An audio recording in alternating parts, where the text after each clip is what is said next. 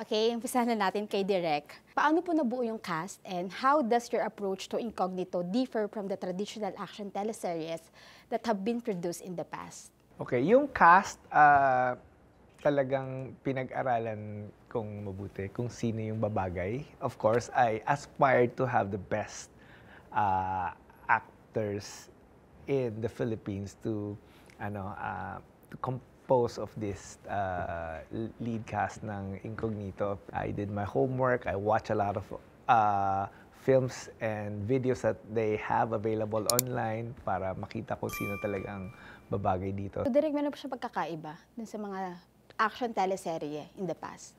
Ang pagkakaiba nito, this is very grounded, very realistic yung kwento ng bawat isa. Tapos, ang journey nila ay sila ay isang miyembro ng private military contractors group. So, yung pagiging private military contractor kasi is very unique. They are doing military works for the government, but they are not military. So, yung kwento na yon is something na nangyayari sa totoong buhay sa ibang bansa man or dito sa atin. Tapos, gusto natin ikwento yung journey ng ganun. So, ito po ba is matatapat natin sa mga K-dramas?